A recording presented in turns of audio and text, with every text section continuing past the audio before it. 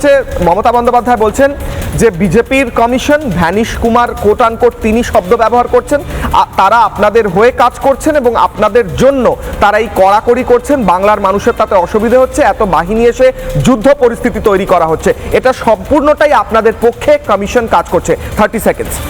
দেখুন, এই আজকের পরিস্থিতির জন্য যদি কেউ দায়ী হয়ে থাকে তাহলে সেটা তৃণমূল কংগ্রেস, কারণ তৃণমূল কংগ্রেসের হচ্ছে এই ধরনের আচরণ এবং তার ইতিহাস স্পষ্ট করে দিয়েছে যে পশ্চিম বাংলায় যে কোনো নির্বাচন মানেই হচ্ছে যুদ্ধকালীন পরিস্থিতি সৃষ্টি করা।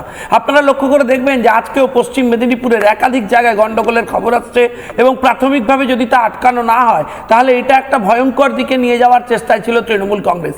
আপনি জানবেন যে এর আগে আমরা লক্ষ্য করে দেখেছি যে কোচবিহারে মমতা বন্দ্যোপাধ্যায় সরাসরি উস্কেছিলেন, বলেছিলেন মা বোনেরা হাতা খুন্তি এসব নিয়ে নেমে পড়ুন সেন্ট্রাল বাহিনীর বিরুদ্ধে, এবং তারপর সেন্ট্রাল বাহিনী অ্যাকশন নিয়েছে, লোকে মারা গেছে, তিনি সেটা নিয়েও আন্দোলনে নেমে পড়েছেন।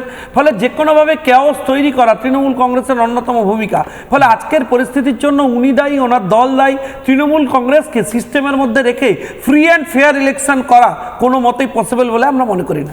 শঙ্কুদা, আমার একটা প্রশ্ন রয়েছে অ্যাডিশনাল।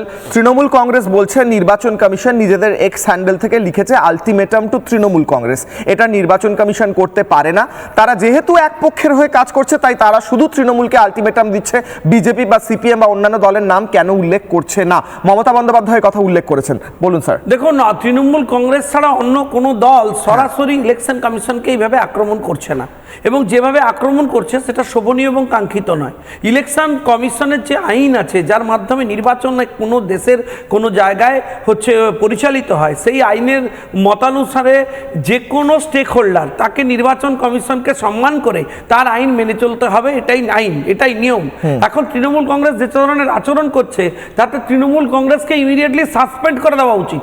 এই ধরনের দল যারা দেশের কোন সাংবিধানিক সংস্থাকে মানবে না, যারা সরাসরি বিষয়টা নিয়ে তারা সুপ্রিম কোর্টে গেছে, তারপরেও মানবে না, তারপরেও ব্যক্তিগত উত্তরটা নিই শঙ্কুদা, তারপরেও নির্বাচন না করতে দেওয়া, তো আলটিমেটাম সেজন্য দিতেই হবে। আমি উত্তরটা নিচ্ছি। আমি